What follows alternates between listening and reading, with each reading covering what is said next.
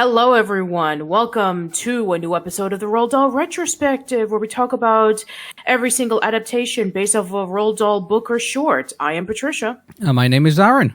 So, yeah, as of the recording of this podcast, we had just discussed about Roald Dahl's The Witches, and we have officially completed every single Roald Dahl adaptation, whether it be a theatrical film or a TV film. And I have to say, even though that this was something a little bit different compared to when we did Pix Mix a Dream Machine, in which we would do it on a weekly basis and we had a lot more films to cover, I think that this was a pretty interesting journey looking back at all these adaptations. Yeah, and, the fact that Roald Dahl has basically not really been like, you usually have, like, Marvel, like, doing, like, all, like, their style of films, and, like, you have, like, Disney doing all that kind of thing. I mean, like, this, the Roald Dahl property has been something that's basically been jumped from, like, studio to studio, so everyone's kind of, like, had a go at trying to get this right, Yeah, we went everything from Warner Brothers to Paramount to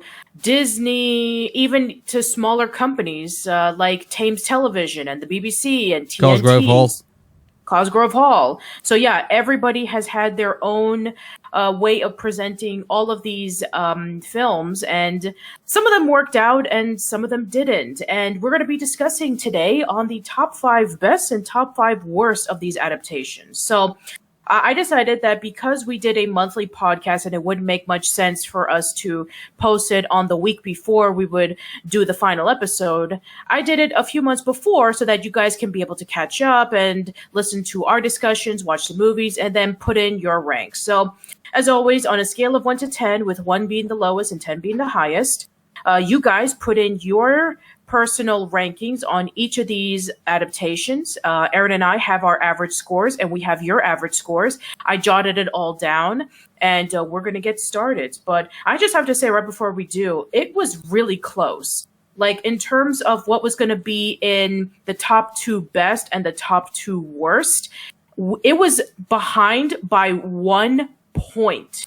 Even with number 5 in the best and in the worst, it was off by 1 point. But we'll get to that when we talk about the honorable mentions and the participation winner. So, Aaron, are you ready to get started on the top 5 best and worst of these adaptations? I have been so curious ever since the polls ended, so yeah, let's get it over with. As usual, we always have to go over the top 5 worst. So, once again, I just want to let you guys know that if you disagree with these rankings, well, if you did not vote for it, then I don't know what to tell you. But you have to remember, as mentioned earlier, this was really, really close. So here we go. Okay, so number 5 on the top 5 worst. Aaron and I gave this an average score of 5 out of 10. And you guys gave it an average score of 5 out of 10. It is Roald Dahl's Little Red Riding Hood.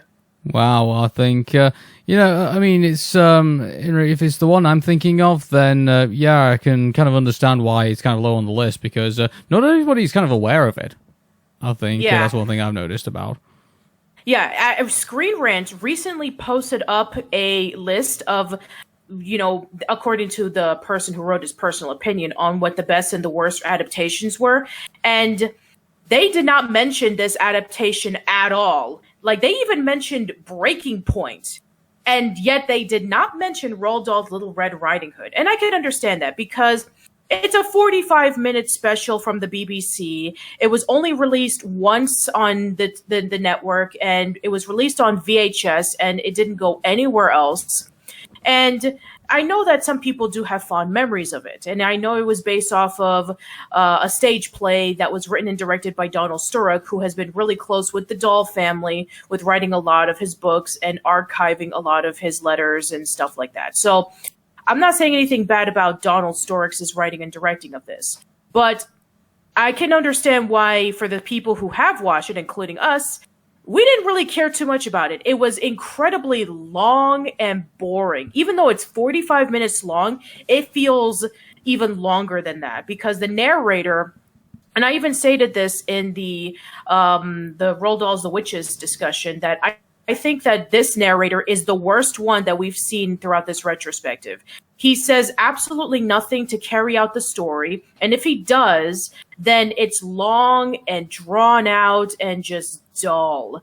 And then it tries to throw in some really dark, scary moments, like the sows and the baby pigs are being put into the truck, and it has absolutely nothing to do with the source material. Then it focuses on Wolfie, and then you have that 10-minute thing where he's trapped in the storm, and that has nothing to do with anything. They really try to pad this movie, but didn't do it smart like Revolting Rhymes did. So yeah, I can kind of see why this was not regarded very well by our listeners, or even by ourselves. And also, 5 out of 10 is basically where this movie belongs. Isn't it just a load of average when you really think about it? Yeah, I mean, there's some good things about it. Like, Julie Walters does do a good job as playing as Little Red Riding Hood, even though she's only in it for like a brief minute. And then Danny DeVito as Wolfie, which was the first adaptation based off of a Roald Dahl book he would portray as. So he does a pretty decent job as well. And the production is not bad, considering that they had to work with a TV budget and they had to make it look like it came from outside. So yeah, that's fine too. But everything else is just pretty mediocre. It definitely deserves its ranking. It's split way down the middle. It's not the best and it's not the worst. It's just downright forgettable. And I can understand why pretty much nobody remembers it when it comes to Roald Dahl adaptations. Yeah, I think it's the second appearance, I think, of Danny DeVito in a Roald Dahl work, I believe. I think at this point. Well, the first one actually, because okay. Matilda wouldn't come out until a few months later. Yeah, maybe he had some regret and decided, you know what, maybe I'll remake Matilda and try and redeem myself in the Roald Dahl world. I don't know.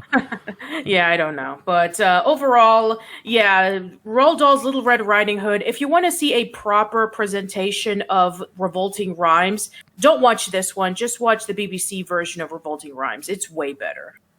Okay, coming in at number 4 in our worst list. This was a shocker to me, but when looking more into it, I can kind of understand. So Aaron and I gave it a ranking of 1 out of 10, but you guys gave it a ranking of 4.5 out of 10, and that is 4 Rooms.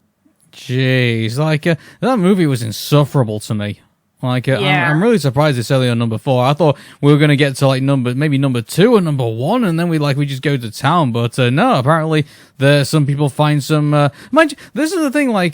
Some kind of debate whether we actually should have even counted this in the Roald Dahl retrospective in the first place, given it's only 1/4 of the movie when you really think about it. It's more of a Quentin Tarantino kind of thing.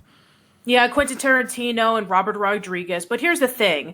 You see, they credited Roald Dahl's name because Quentin Tarantino did adapt the short based off of his work. So yes, it counted, unfortunately. So let's go into the Tarantino portion, and let's just leave the third, 3/4 of the movie out of the way. So, yeah, all the weird boob dancing and all the the stuff with the bellhop and all the other crazy stuff. Let's focus on the guy who was in Zorro and Spy Kids and all his crazy family. Let's just focus on that.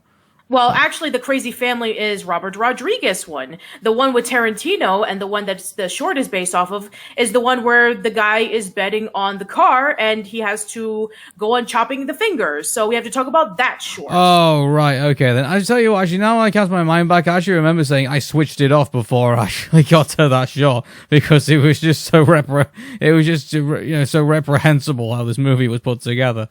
So you never did see that part. And here's the thing: my eyes were just bleeding. I just couldn't. So it has your typical stuff from Tarantino. Lots of swearing, and there's lots of shots of feet in it because, of course, it is. I mean, next to Dan Schneider, Tarantino has the biggest foot fetish in all of Hollywood. And then I know, and it does kind of keep to the spirit in which okay, so you have this guy and. He's trying to bet off to somebody else saying, okay, you want to have the keys to this car? Okay, let's do it. And then it involves with chopping off fingers. And so, yeah, I mean, I can see that Tarantino doesn't even want to talk about this project. I mean, I can understand that maybe it has something to do with the fact that this was, distributed by the Weinstein Company. And another thing that is going to be mentioned here is that when you talk about Tarantino's work around this time period, I mean, he was just finishing off Pulp Fiction. So his name was just getting up there in terms of popularity. He was only known for two things: Reservoir Dogs and Pulp Fiction. I guess Weinstein was like, hey, let's just take these up-and-comers who have a lot of potential and let's make an anthology comedy. And it was a massive failure. And Yeah. I can see why pretty much nobody talks about this movie. You know what, like, if they really wanted to, like, nail down shorts, I mean, like, they really should have, like, stuck with the classics, and, like, you know, like, some of them, maybe, like, the, you know, the classic shorts, like, you saw in, like, the theaters and things like that. You know, actually, funny enough, like, whilst I was waiting for one of our Pix minis to actually, complete, I was actually just going through some, like, old Looney Tunes cartoons.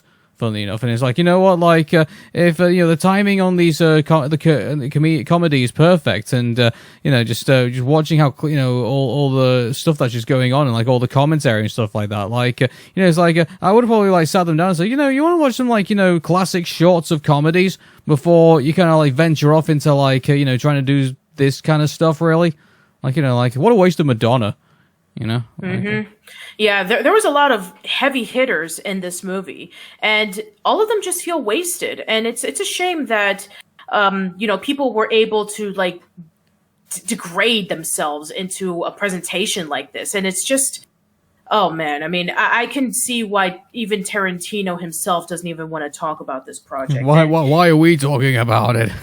Yeah, exactly. Why are we talking about it? I mean, as a Roald Dahl adaptation, there's absolutely no reason why we should have talked about it in the first place. But because that Roald Dahl's name is in the credits, and they actually do give credit that they were able to adapt the short based off of his work, that's why we had to talk about it. So as an adaptation, it doesn't even deserve any more of our discussion. So let's move on. Next, please. Next. Okay. So number 3 on our worst list, we gave it an average score of 5 out of 10. The listeners gave it an average score of 4.4 out of 10. It is Breaking Point. Yeah. So this is the Turner production, I believe, and well, production being the you know, the operating term. But I mean, like, yeah, a lot of this was just boring. It really was. It's just like, you know, at one point I kind of cried out for, like, you know, the terrific performance of Tommy Wiseau in The Room. Like, you know, just you just wanted something wacky just to kind of happen, just kind of make it all kind of like put together. But, you know, like, I remember, like, they just constantly going back to this device of, like, you know, saying, oh, let's just, you know, stick a, you know, electrode down his throat and just, you know, start torturing him in that way. And, you know, just, it was, that was pretty much the only, like, you know, threat that was in the movie at that point. And you know, they just didn't take any of what was the original source material and turn it into anything kind of eventful. Really, it was just kind of like this soft movie that I think you probably would have ended up drifting off to sleep in. I think when you're watching TNT late at night, you know. Yeah, everything about this film is an insult to 36 Hours. They essentially got rid of the heart and the intensity of the original film. Gone are the sympathetic moments with Anna, and we can't root for her because instead of being a nurse who was Jewish and she was taken in by the Germans because she needed to survive, and instead we have somebody who's half German, half Jewish, and she just so happened to go alongside with Dr. Gerber, and then she has like this relationship with Pike, even though in the original there was no relationship to begin with. And it's even more awkward considering the fact that she looks exactly like his wife. And they're saying, oh, the wife is dead, but no, the wife is alive. And then he starts flirting with her, and then they start having that kissing scene and all that kind of stuff. And then you have Pike, who is, you know, there's no urgency with him because he already knows immediately that he's being duped. While in the original, sure, I mean, he's asking a whole bunch of questions. He's wondering what's going on.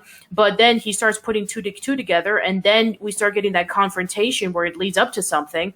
And then the ending is a complete cop-out in which Anna dies, Gerber lives, and they're still continuing with the experiments. While in the original, Gerber dies, Anna lives, and they're able to escape, and it has this great climactic ending where it's filled to the brim with intensity and suspense, and you just wonder about how they're going to escape.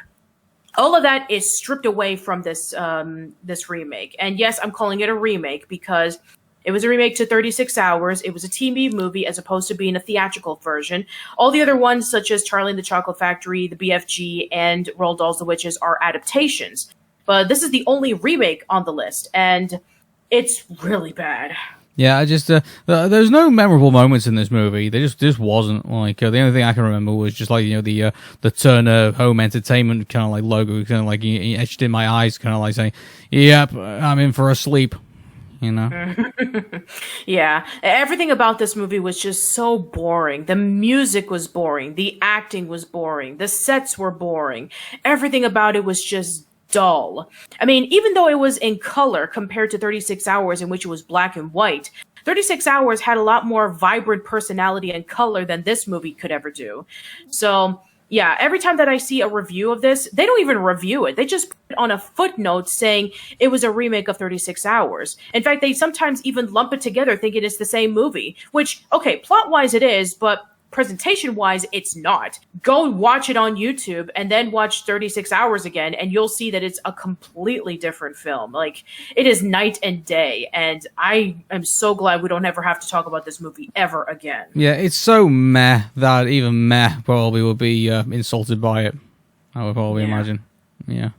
Okay, so number 2 on our worst list, and like I said this before, this was really close. So Aaron and I gave it an average score of 2.5 out of 10. And you guys gave it an average score of 4.3 out of 10. And that was Roald Dahl's The Witches. Yeah, so, I mean, wait, are we talking about the new one or the old one? The new one. The new one, yeah. So, I mean, back to our previous discussion, like, everything about this movie, you know, apart from the ending, I think is wrong. I think in this regard, like, it's the wrong setting, it's the wrong kind of actors, it's the wrong kind of graphics, it's the wrong kind of, like, setup. You know, just, it's, a lot of it feels like a video game as well, the way that it's shot and, the way that it sounds. Like, also, it's about that as well, like, besides, like, the music that comes from that era, I can't even remember most of the soundtrack to this. It's like, you know, it's just kind of like generic, oh, something's about to happen, and like, oh, you know, oh, be careful, like, there's quiet moments where we have to be quiet and things like that. Just nothing for me just worked for this movie, except I really wish we could take the 90s version of The Witches and basically take the ending of this one and kind of more, you know, sold them together in some way, you know? Mm-hmm. Yeah, and here's the thing, like, I could see that they were trying really hard to do a new version of this story, and I respect them for that. But they never really followed up on anything. Like, the fact that they were able to take it in 1960s Alabama, and they have an African-American cast. There's no subtlety, there's no commentary on racism. They missed that mark. And then there's also the fact that they decided to, you know, feature the story about, you know, Bruno and then Mary. They never expanded on Mary's backstory. And the backstory on the other characters are pretty limited to the point of it being non-existent.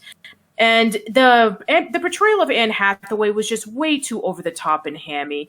I mean, sure, Angelica Houston was the same way, but at least she had a threatening side of her that made you feel scared. There's a reason why the 1990 adaptation will still reign supreme, because yes, that movie has a lot of flaws. There are some scenes that are not needed.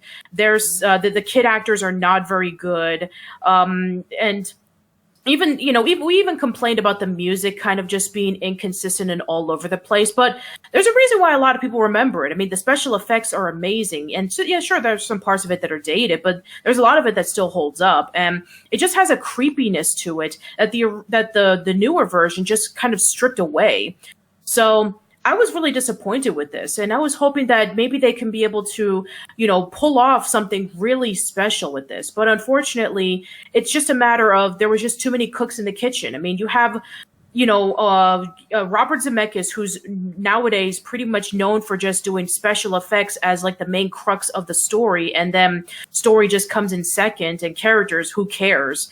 You have Guillermo del Toro, you have Kenya Barris, you have Alfonso Cuarón. You have a lot of these Oscar-winning directors and writers, and their ideas just feel like they just don't mix well together. Nope.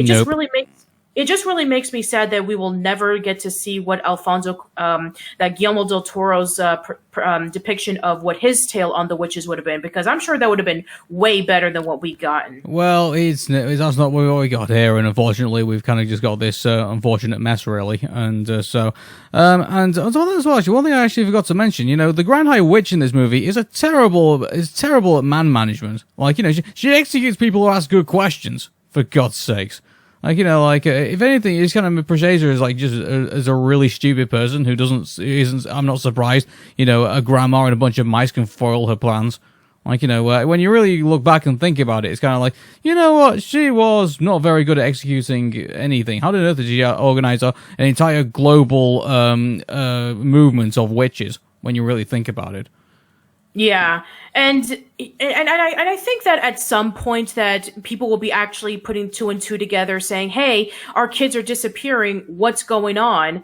And here's the thing that this movie fails at, while the BFG succeeds in. You see, in the BFG, a lot of these giants were gobbling up people, and especially children, but there were orphans. With orphans, unfortunately, it's like you don't really think about them. But, Bruno comes from a highly rich family, a highly white British rich family. If he were to disappear, I'm sure that there will be a lot of news reports going, okay, there's this kid missing. We need to find him. And then maybe they'll, have to gather. Which the grandma pointed out in the movie, which is the plot's invention to get them into the White Hotel.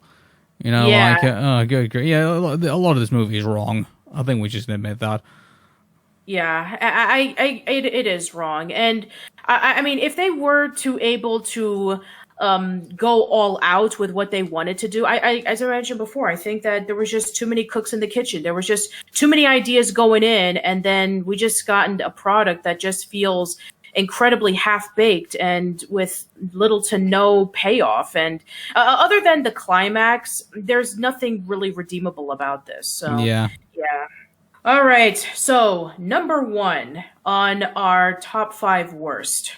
So Aaron and I gave it an average score of 3 out of 10, but you guys gave it an average score of 3.4 out of 10.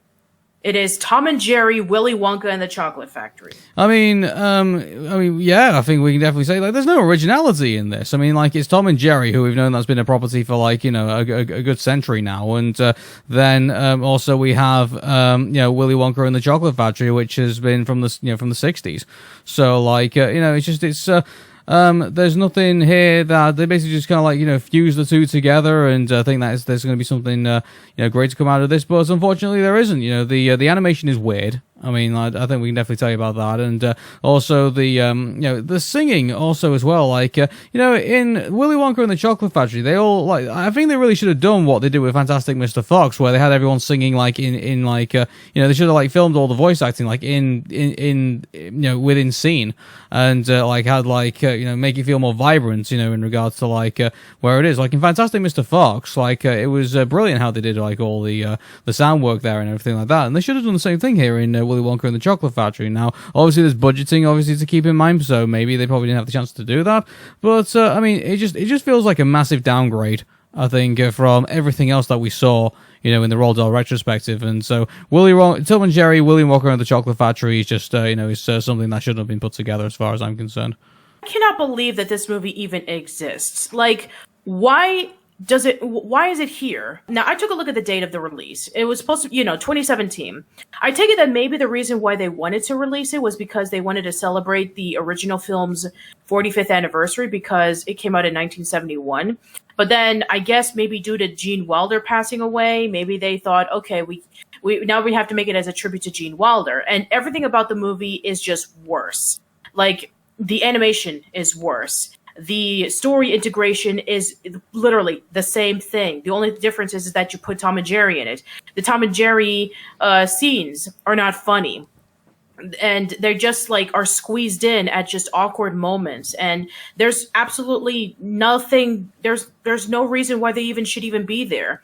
The additional scenes that they added into this make no sense. Like trying to make Slugworth more into a villain when he wasn't in the original film. Adding Tuffy into the movie just adds nothing. Adding Spike into the movie adds nothing. And then there's like so many plot holes and questions. Like, okay, you have Spike and Slugworth, turning blue and then going small and big, and they're fine. But then Violet and Mike TV, they're not fine. How does that work? And then the animation. Oh God, the animation is so bad. Charlie at times looks really creepy. He really does. Yeah. He looks like he's fantasizing about murdering all his schoolmates. It's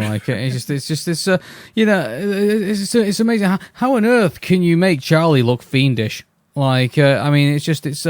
It's criminal how they've just slapped all this together, and obviously the droopy stuff was slightly amusing, in that regard, but in regards to everything else, it's so much of a chore to kind of get through that as well, just some of that as well. There was a scene where Tom and Jerry were entertaining themselves on a street corner, trying to get some money for Charlie in order to get that, a Wonka bar. And I was just sitting there, what? That's basically what Tom and Jerry are at the minute. They're just on the street corner, basically entertaining, trying their best to entertain people, and just people just walking away and going, oh, okay. That's what Tom and Jerry is at the moment. And, on top of that, so as of this date, we've just basically been announced just a couple of weeks ago that Tom and Jerry is going to have another movie coming out, which is going to be a live action movie. Well, quote unquote live action.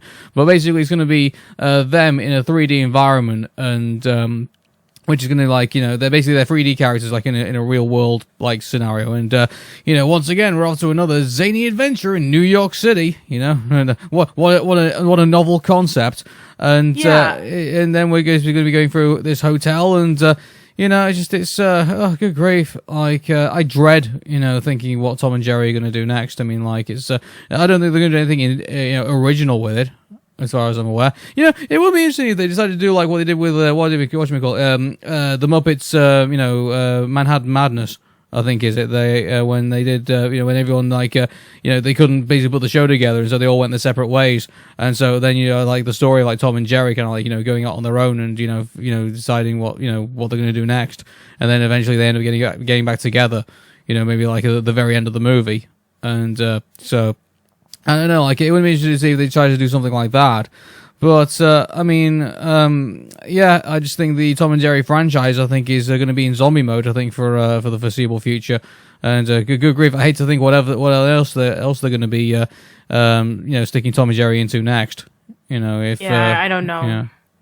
Unfortunately, this is getting the wrong attention. I think Tom and Jerry, Willy Wonka. I think the studio bigwigs are thinking, oh, well, the internet finds it hilarious, but not realizing it's all for the wrong reasons. And then they think, you know what? Let's mix them with Tron, or let's mix them with I don't know.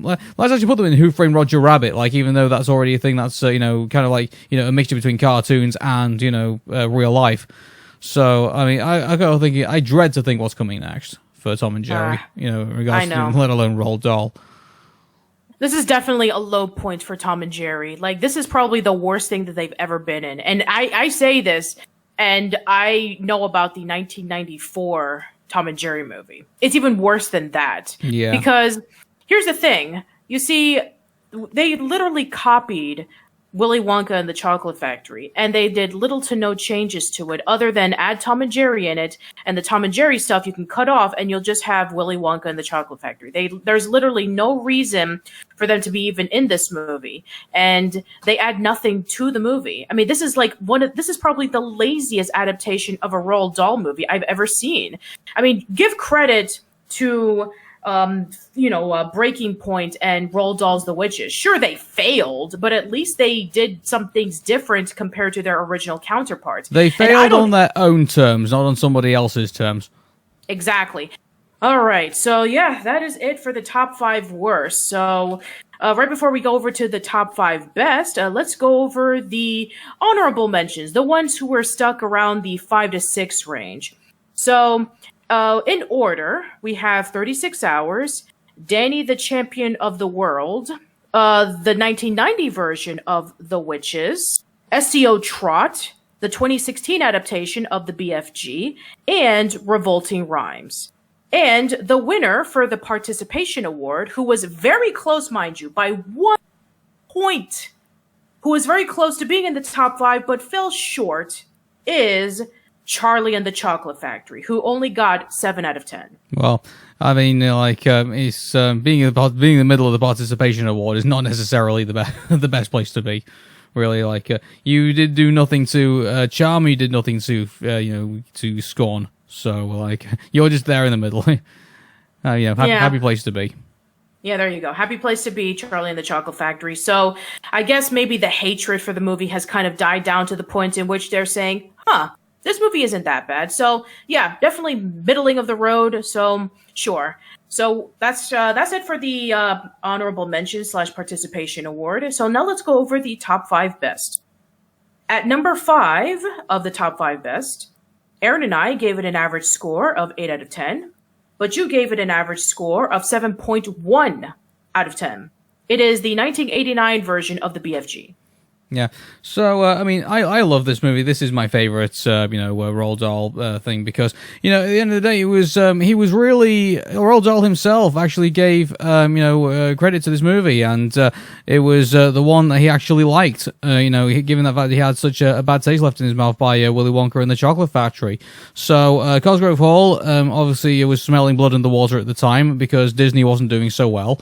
And, they thought, we can try and put this movie out together and try and see if we can garner, an audience out of the fact that there's a lot of people wandering around thinking that Disney isn't going to do anything here. And so they went with the BFG, and which I think was a great foot first. And it makes me wonder if, this had become even more successful than it had now. I mean, I wonder where Cosgrove Hall and even Thames Television would be today. So I think, it makes me wonder about, but unfortunately, obviously, we got the Disney Renaissance era, so, unfortunately, that never came to be. But, I would definitely urge everybody to check out the 1989 version of BFG because it's got, it's got some really classic looking animation. The music's great. The characters sound. David Frost does a really great job in this, portraying the BFG in all of this as well. And so, it's, and obviously there's some, really goofy moments, which, is expected, in something like this. But, I think, if you look at it all and see how, triumphantly British it is and how triumphantly, fantastical it all is, I'd really urge everyone to check it out if you've not checked it out already. Had it not been for the success of the BFG and Roald Dahl giving his approval, we wouldn't have any of the other adaptations that we have today. If this one didn't turn out to be a success, then he would have said absolutely no more adaptations. I mean, it would have been like, it would have been a situation in which we only have Willy Wonka and the Chocolate Factory, and then we probably would have gotten Danny the Champion of the World and the BFG as our only adaptations because he was just that frustrated with it. But because he loved the BFG so much, he was more than open to saying, hey, Lorimar, you're doing the witches? Okay, I'm more than happy to see the production of this because I was happy with the way that the BFG turned out, so I'm thinking that the witches will turn out the same way. Even though the ending didn't satisfy him, unfortunately, due to his death, they were like, okay, let's continue on with more of these adaptations. So we wouldn't have, adaptations such as James and the Giant Peach or Matilda or Fantastic Mr. Fox or SEO Trot or Revolting Rhymes or any of those. So we have to give credit for what the BFG did to us. Mm-hmm. Anyway, so let's continue on. Number 4 at our top 5 best. Aaron and I gave it an average score of 6.5 out of 10, but you gave it an average score of 7.4 out of 10. It is James and the Giant Peach. Well, I don't think that should be a surprise to people. The James and the Giant Peach holds a special place in a lot of childhoods for a lot of people. Definitely, probably, watching the Roald Dahl Retrospective as well. But to me, unfortunately, there's one thing that does let it down, and that is the abundance of Randy Newman songs.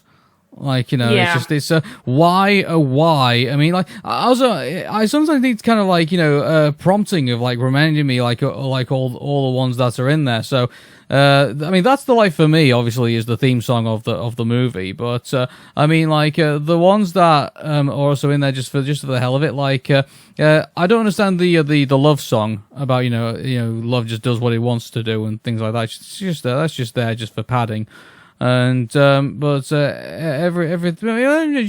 the only kind of like negative I think I would say about it. I mean, the other negatives I think I would say is like there are some times where it looks kind of creepy looking and things like that, and also there's also the fact of the way kind of like is all kind of put together. I think it is another thing, but I mean, with the positives, I mean, like I do like our protagonist in this, and I don't see a problem with him at all. And I do like Aunt Sponge and Aunt Spiker in this as well, obviously played by some very well-known, British actresses. But I mean, yeah, I mean, I'm sure for a lot of people it does go the right way, but for me, I don't know. It's okay. There are some things that are great about it, but there are some really off-putting things about it as well. Yeah. Now I can understand with the Randy Newman songs. So you have to understand this is fresh out of Toy Story. He was being critically acclaimed for his You Got a Friend in Me. And I think that Disney was like, hey, let's bring Randy Newman here so that we can be able to work on this film. And yeah, it's true that the songs are more or less pointless. Like other than That's the Life for Me, there's absolutely no reason why they even need to be here. But I understand why, is because it was the 90s and Disney was known for including songs into their movies. So sure. And then there's also the fact that I felt that there were some things that just didn't really add up. But other than that, I think that the movie does work on its own merits. I thought that Paul Terry did a good job playing as James. I thought that Joanna Lumley and Miriam Margolyes did a great job as Aunt Sponge and Aunt Spiker. I like the Bug characters. I thought that they did a great job too. There's a lot of questionable continuity, such as why are there mechanical sharks as opposed to real sharks, I think was in the book. And also that scene in which when they go over to the North Pole and when they got lost and then they're like swimming and trying to get the compass is like, how is it that nobody has died from hypothermia? Like that doesn't make any sense. And then the ending just felt kind of tacked on because in the original ending, Aunt Sponge and Aunt Spiker were supposed to be dead when the Peach rolled over to their car and crushed them.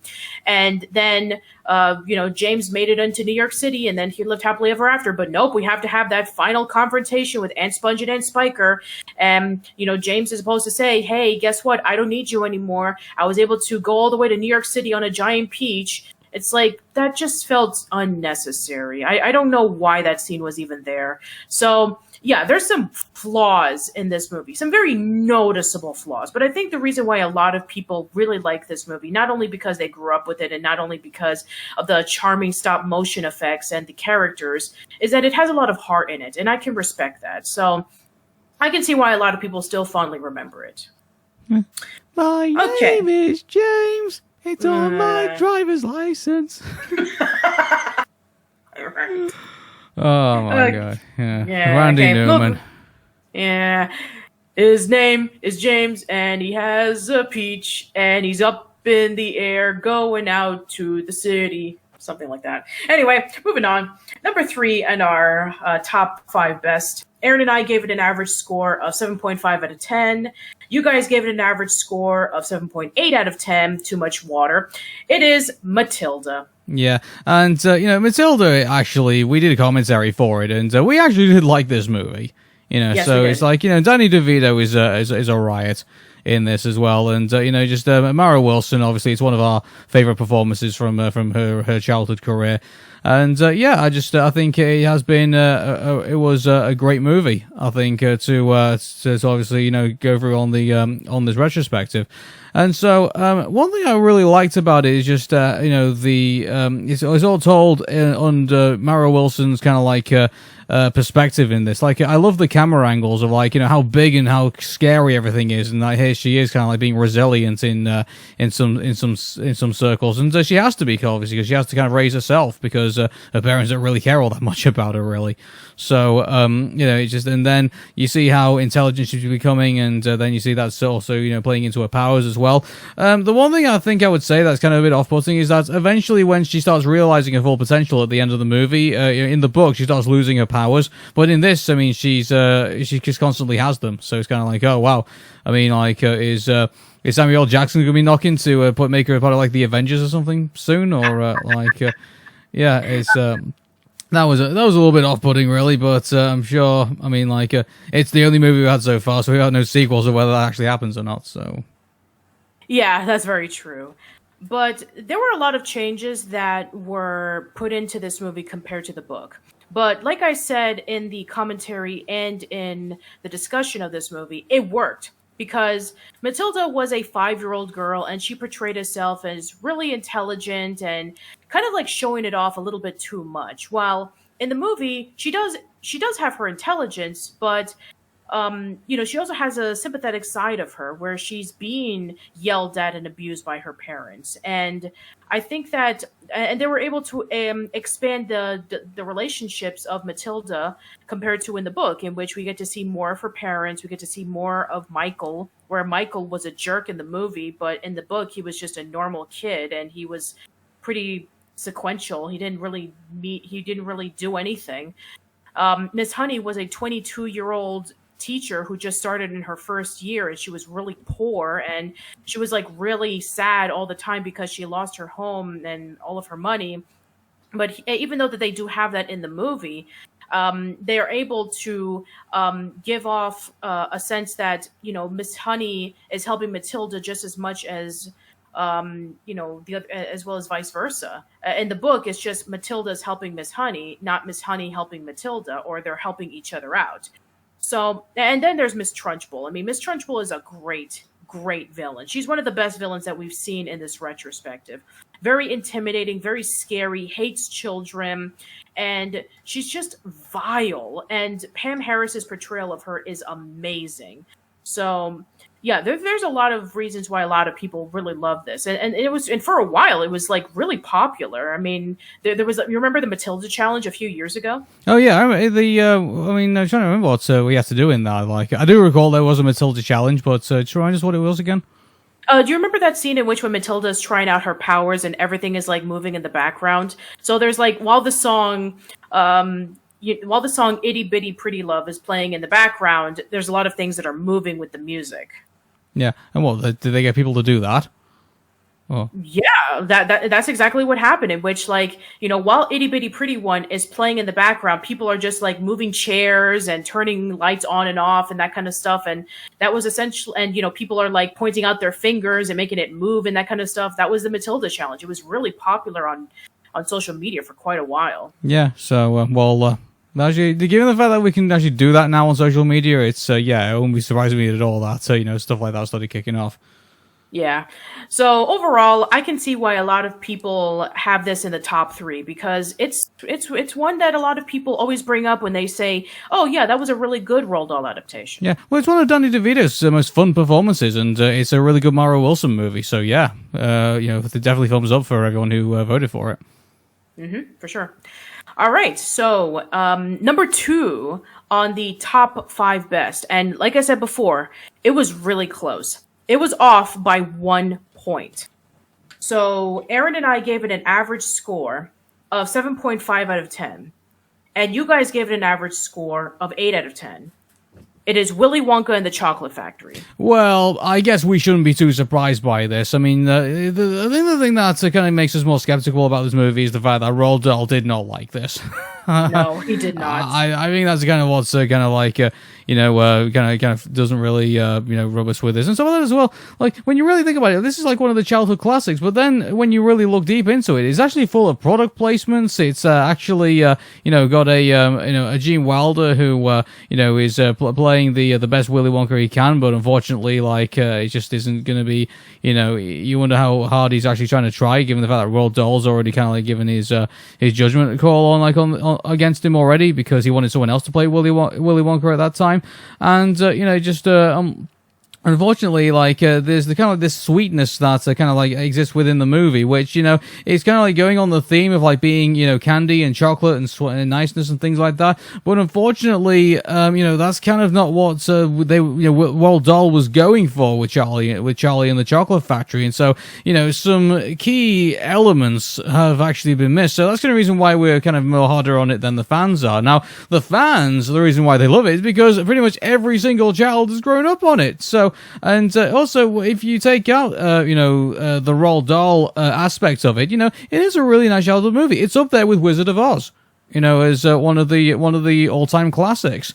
So I mean, because you got Charlie, who you can really root for in this movie, and Gene Wilder does a fantastic Willy Wonka, I think, in given the circumstances, and also all the other characters are actually kind of fun and also kind of bouncy themselves, and as well. So definitely when we get to Violet, when she turns into a blueberry, I think she's quite bouncy in this, but on top of that as well, you got to feel for some of the actors as well in this, being classic, because this wasn't without scars, doing this, because when they went onto the the giant car with which is powered by soda and things like that, all that foam that they got doused in was actually corrosive, so some of them ended up having to be treated on the set for burns and things like that. It was horrible. Keep in mind, Gene Wilder got a face full of the stuff. Exactly. And let's not forget about the chocolate river, which apparently stunk for days because they actually added in real chocolate and real cream mixed with water and other stuff in it, and the smell was overwhelming. And I feel so bad for the kid who actually fell into the stuff. It must have been awful. Who had to fall into the stuff. Even that wasn't an accident. That's just well, Gene Wilder had to eat some wax, when he did the whole cup thing, because he really was trying to get into make the atmosphere believable that this was a very sweet thing. But the minute you start watching that movie, the minute you start seeing how it's made, it's ugh, and then it's even topped off even worse that the original creator of the story didn't even end up liking it. So and the reason why we didn't get another film adaptation until 19 years later with The Witches. Mm-hmm. Well, there was keep in mind there was the BFG in 1989. Well, I guess that's true, but it was not like a nationwide theatrical release. Exactly, but it took a bit of time for Roald Dahl to put something back on the screen after basically this. So. Yeah, we didn't even get Great Glass Elevator, and oh my goodness, that would have been the most highly anticipated sequel, I probably would imagine, if they decided to do Great Glass Elevator. And they tried to do it 3 times. The first time that they tried to do it was with the Willy Wonka version. Then they tried to do it with the Charlie version. And then there was rumors going around that they wanted to do it for the Tom and Jerry version. But no, I guess Great Glass Elevator is a cursed movie. It's it'll never get the sequel it deserves. Yeah, I'm sure some people are going to be saying well, it didn't do too well at box office. It's but everyone owned it on VHS and DVD, and it pretty much gets played in every classroom across the country. Across the world as well, even, so, it's, if they decided, oh, hey, we're going to do Great Glass Elevator in the spirit of this movie, I think it will garner a reaction, I probably would imagine. Yeah, but the movie didn't come out on VHS until, over 10 years later, and that was when VHS sales were, a big reason on why people would do sequels and stuff like that. I guess the All Dogs Go to Heaven is a good example, in which when the movie bombed in the box office because it came out around the same day as The Little Mermaid. But then when it came out on VHS, everybody loved it, and it was on every person's VHS collection. And then they were like, hey, let's do a sequel. I guess had Willy Wonka and the Chocolate Factory Cake came out maybe a few years later, we could have seen Great Glass Elevator, but unfortunately, we don't have that luxury. So I think that the reason why people still remember this movie is because it just has this innocence to it. It has this whimsy and charm that a lot of people really gravitate to. The songs are incredibly memorable. I mean, I Got a Golden Ticket, I Want It Now, Pure Imagination, the Oompa Loompa song. So it's a song, these are songs that everybody remembers. Everybody remembers Gene Wilder's performance. Peter Ostrom does a great Charlie. Jack Albertson is great as Grandpa Joe. And all of the kids do a fantastic job as their respective characters. The things that kind of hold back this movie is that, let's be honest, the presentation, the effects are pretty dated by today's standards, but that's because they were running on a very low budget and they couldn't tighten up everything that they wanted to. They were just trying to do everything that they could under the circumstances, but the way that they pulled it off amazingly well. And there's a reason why this film will still be remembered and not the Tom and Jerry version. So, yeah. So overall, Willy Wonka and the Chocolate Factory is still a classic. It's a classic that many people will still remember, and it still remains in our pop culture. And there's a reason why you see Willy Wonka and the Chocolate Factory in toys, action figures, Funko figurines, and many of the songs are played in commercials. So yeah, this movie will not go away in pop culture anytime soon. Exactly, and I think it is going to be one of the childhood classics, which is going to be played for generations to come. I think it's going to stand the test of time because every single generation is going to grow up with it. So Yeah. All right, and finally, number one in our top five best Roald Dahl adaptations. We gave it an average score of 9 out of 10, and you gave it an average score of 8.1 out of 10.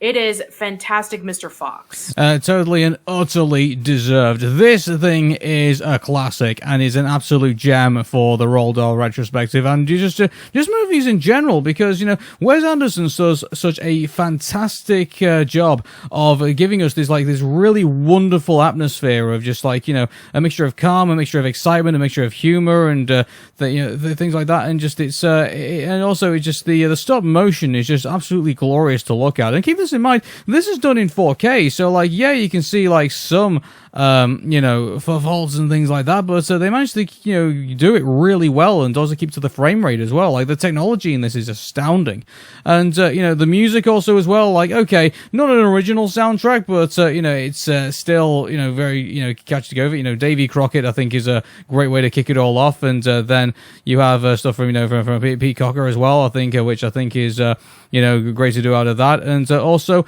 you've got all the voice actors going on, and also on top of that as well, this is probably one of the very few movies where Owen Wilson will probably go to around about 80 or 90% on Rotten Tomatoes. So it even managed to make Owen Wilson look good in this movie. So that's going to be something to do as well. But I mean, the Fantastic Mr. Fox, I think is really well voiced by his voice actor, and who goes completely out of my head. George Clooney. George Clooney. I don't know. I'm so ashamed to have forgotten that. But Meryl Streep as well as Mrs. Fox, and all the various other people who do all the voices of the animals. They do a fantastic job of this as well. But I think one thing also as well is that the way that it's shot. I mean, it knows when to get happy moments. It knows when to get glowing moments. It knows when to get sad moments. It knows when to get dark moments. Also the fight scenes between the rat and Mr. Fox are just fantastic as well, and also brings up suspense in when they nearly get caught and things like that. I could go forever about this movie, and also I think we did because we did a commentary about it too. But I mean, it's a classic, and I think out of all the movies, I think that I would tell everybody to start off with first in regards to stop motion animation. I mean, you either go with Isle of Dogs or you go with Fantastic Mr. Fox. It's a great.